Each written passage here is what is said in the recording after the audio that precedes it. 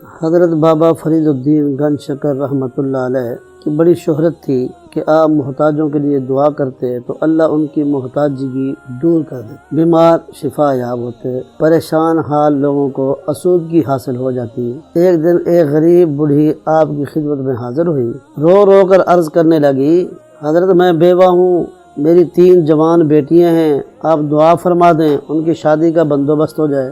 بوڑھی عورت کا سوال سن کر حضرت بابا فرید الدین رحمۃ اللہ علیہ نے اپنے خادم سے فرمایا، آج جس قدر نظریں آئی ہوں وہ ان خاتون کے حوالے کر دو۔ خادم نے شرمسار ہو کر سر جھکا لیا، سیدی آج تو کوئی بھی نظر لے کر حاضر نہیں ہوا۔ حضرت بابا فرید الدین رحمۃ اللہ علیہ کچھ دیر تک سوچتے رہے۔ اس دوران بوڑھی عورت گریہ و زاری کرنے لگی، رونے لگی، میں نے تو آپ کی سخاوت کے بڑے چرچے سنے تھے، اب میں کہاں جاؤں؟ آپ کے سوا میرا کوئی سہارا نہیں، سہارا تو اللہ کا ہوتا ہے۔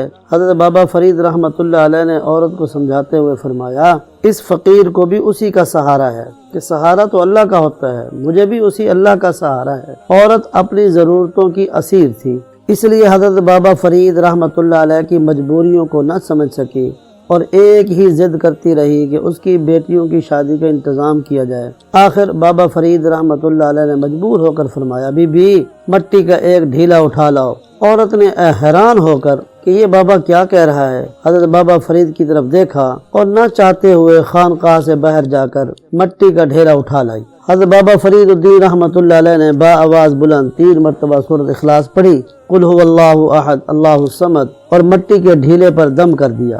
اہل مجلس حیران رہ گئے، دیکھتے ہی دیکھتے مٹی کا وہ حقیر ٹکڑا سونے کی ڈلی میں تبدیل ہو گیا۔ تمہاری بیٹیوں کی شادی کے لیے یہ کافی رہے گا؟ حضرت بابا فرید نے سونے کا ٹکڑا عورت کی طرف بڑھاتے ہوئے فرمایا، ہاں یہ بہت ہے۔ عورت نے گھبرا کر سونے کا ٹکڑا لے لیا اور یہ کہتی ہوئی خانقاہ سے چلی گئی، خدا تمہارا بھلا کرے، میری مشکل آسان ہو گئی۔ اب گھر پہنچ کر عورت کی نیت بدل گئی، سونا بنانے کا نسخہ اس کے ہاتھ آ گیا تھا۔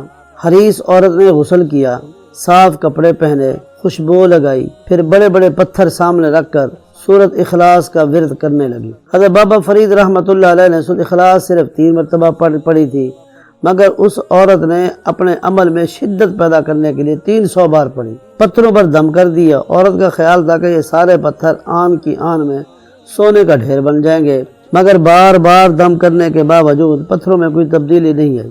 وہ حریص لالچی عورت 3 دن تک مسلسل یہی عمل کرتی رہی، پتھروں پر پھونکتی رہی۔